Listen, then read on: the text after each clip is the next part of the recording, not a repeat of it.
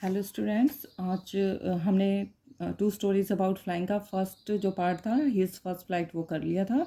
आज हम करेंगे सेकंड पार्ट ब्लैक एरोप्लेन। ठीक है, ब्लैक एरोप्लेन हम स्टार्ट कर रहे हैं। The moon was coming up in the east. जो मून है वो कहाँ था? ईस्ट में से आ रहा था, बिहाइंड मी, मेरे पीछे।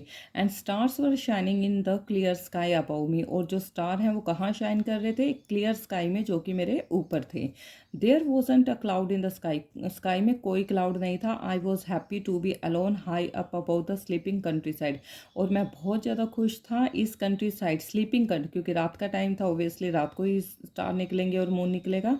तो वो कह रहा था इस रात के टाइम पे जो सारी कंट्री सो रही थी उसके ऊपर उड़ते हुए मुझे बहुत अच्छा लग रहा था। I was flying my old Dakota aeroplane over France back to England. वो कहने लगा मैं फ्लाई कर रहा था अपने ओल्ड डेकोटा, एरोप्लेन का नाम था, उसमें कहाँ पर? फ्रांस के ऊपर वापस इंग्लैंड जाने के लिए। I was dreaming of my holiday and looking forward to being with my family. वो कहता है कि मैं अपनी हॉलीडेज़ जो हैं वो अपनी फैमिली के साथ मनाने के लिए जा रहा था। I looked at my watch 1:30 in the morning. उसने देखा कि अपनी वॉच में देखा कि सुबह के 1:30 हो चुके हैं। I should call Paris control soon. वो कहता है कि अब मुझे पेरिस कंट्रोल में जल्दी से बात करनी चाहिए। I thought as I looked down past the nose of aeroplane. और जैसे ही वो सोच रहा था उसने एरोप्लेन की नोज को देखा। I saw the lights of a big city in front of me. और वहाँ पर क्या था? उसने क्या देखा उसके आगे? कि एक बहुत बड़ी सिटी की लाइट्स जो हैं पूरे शहर की चमक रही थी।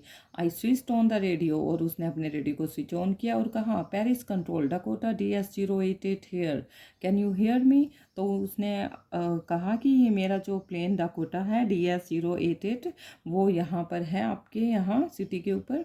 Can you hear me? क्या तुम मुझे सुन सकते हो? I am on my way to England. मैं इंग्लैंड जा रहा हूँ। और the voice from the radio answered me immediately DS-088 I can hear you, you are to turn 12 degrees west now, DS-088 over.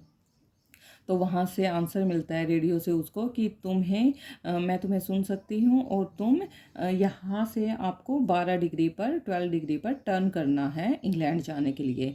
I check the map and the compass. और मैंने अपने map को और compass को check किया। Switched over to my second and last fuel tank. और फिर मैंने अपना जो सेकेंड टैंक था ऑयल का, फ्यूल का, वो उस पर टर्न किया और and turned the Dakota 12 degrees west towards England. और इंग्लैंड की तरफ 12 डिग्री पर उसने टर्न कर दिया अपने एरोप्लेन को। I will be in time for breakfast. और वो कहा मैं तो ब्रेकफास्ट के टाइम पर वहाँ इंग्लैंड पहुँच जाऊँगा। I thought a good big English breakfast, everything was going well, it was an easy flight. वो कहता है कि ये बहुत अच्छी इंग्लिश ब्रेकफास्ट जो है मैं वहाँ पे लूँगा और सब कुछ वहाँ पे ठीक होगा और ये बहुत ही अच्छी फ़्लाइट चल रही है। Paris was about 150 kilometres behind me when I सा द क्लाउड्स। जब उसने क्लाउड्स को देखा तो जो पेरिस था वो 150 किलोमीटर पीछे जा चुका था। स्टॉर्म क्लाउड्स उसके सामने थे। दे वर ह्यूज, बहुत बड़े बड़े।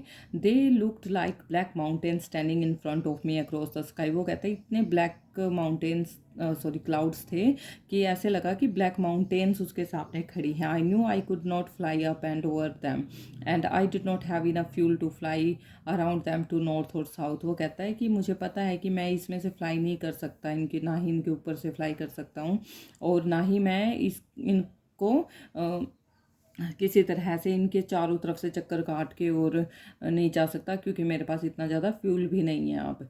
आई ought to go back to Paris. या तो मुझे पेरिस वापस जाना चाहिए। I thought but I wanted to get home. लेकिन मुझे घर टाइम पे पहुंचना। I wanted that breakfast. मैं अपना इंग्लिश ब्रेकफास्ट करना पसंद करूँगा।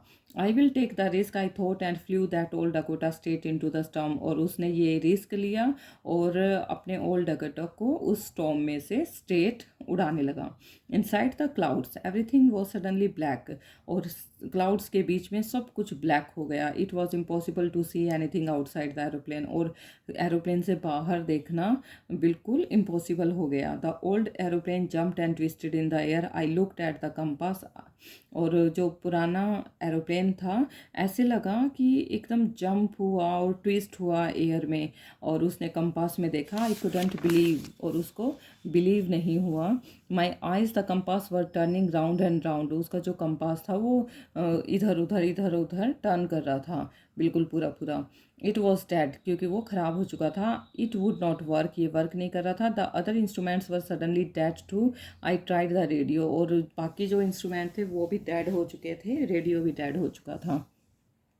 Paris control, can you hear me? There was no answer. The radio was dead too. I had no radio, no compass. I could not see where I was. वो कहता है कि Paris control पे उसने किया, लेकिन वहाँ कोई उसको सुन नहीं पा रहा था और ना ही किसी ने आंसर दिया, क्योंकि रेडियो भी ख़राब हो चुका था, कंपास भी काम नहीं कर रहा था, उसको कुछ नहीं पता था वो उस टाइम कहाँ है।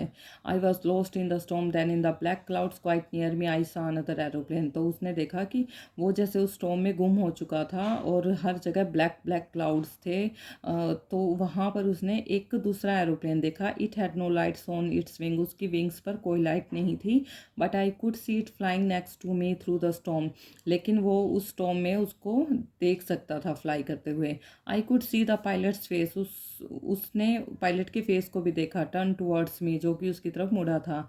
I was very glad to see another person, he lifted one hand and waved, और वो उसको देखकर बहुत खुश हुआ। उसने अपना एक दूसरे एरोप्लेन वाले ने अपना हाथ उठाया और वेव करने लगा उसकी तरफ, हेलो की जैसे।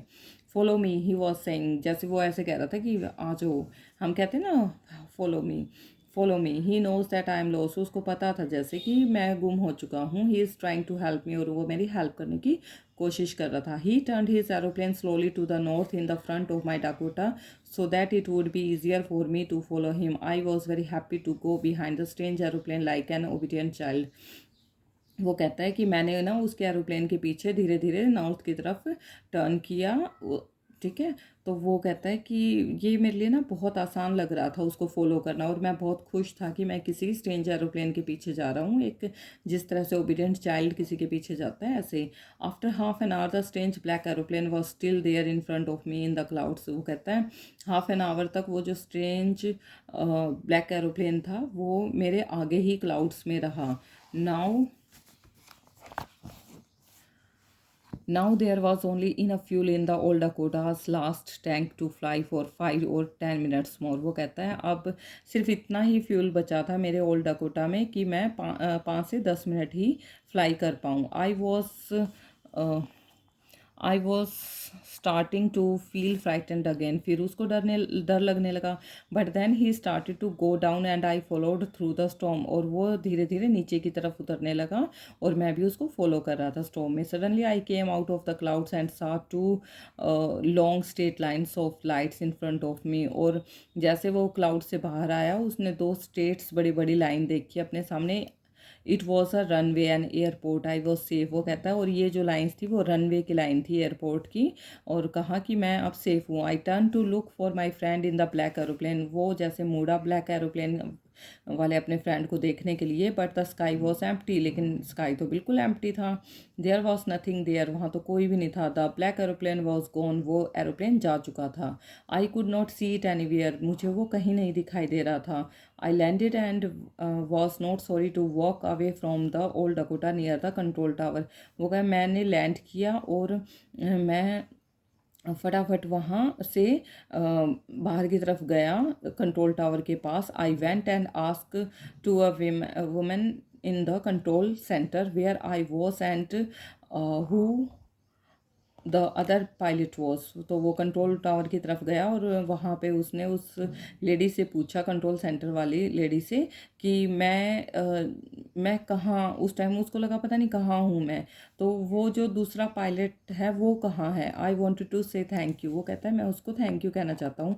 She looked at me very strangely and then laughed, वो जो लेडी थी वो उसकी तरफ बहुत स्ट्रेंजली देखने लगी और हंसने लगी। Another aeroplane up there in this storm, वो कहती है दूसरा एरोप्लेन वो भी स्टॉर्म में। No other aeroplane were flying tonight, कि आज और कोई एरोप्लेन नहीं उड़ रहा था। Yours was the only one I could see in the radar, वो कहती है मैंने सिर्फ तुम्हारा ही प्लेन देखा था अपने रेडार से जो मुझे दिखाई दे रहा था। So who helped me to arrive there safely without compass or a radio और and without any more fuel in my tank. वो कहता है कि फिर मेरी किसने हेल्प की, इतना सेफली मुझे यहाँ पर बिना कंपास के रेडियो के पहुँचा दिया, और मेरे पास इतना फ्यूल भी नहीं था। Who was the pilot on the strange black aeroplane flying in the storm without lights. और वो पायलट कौन था, वो ब्लैक एरोप्लेन वाला पायलट कौन था जो कि स्टॉर्म में उड़ रहा था बिना लाइट्स के। तो ये हमारा जो चैप्टर है ये भी हमारा कंप्लीट हो चुका है। और ये स्टोरी भी बहुत ज़्यादा इंटरेस्टिंग है कि कोई एरोप्लेन आता है और ऐसे ऐसे उसको बचा लेता है, उसके पास लाइट भी नहीं होती और इसका कंपास फ्यूल सब कुछ ख़त्म हो रखा होता है, तो फिर भी इसकी जान वो बचा लेता है। लेकिन आज तक उसको ये नहीं पता वो कौन पायलट था, कहाँ से वो एरोप्लेन आया था, कैसे उसकी जान बचाई। तो बहुत ही इंटरेस्टिंग स्टोरी, आई थिंक मुझे तो ये बहुत इंटरेस्टिंग लगती है। तो हो सकता है किसी के साथ भी, हमने काफ़ी कहानियाँ सुनी हैं, तो कई बार हो जाता है ऐसा, ठीक है। तो अभी नेक्स्ट वीडियो में हम इस चैप्टर के क्वेश्चन आंसर करेंगे और फिर नेक्स्ट चैप्टर। Thank you.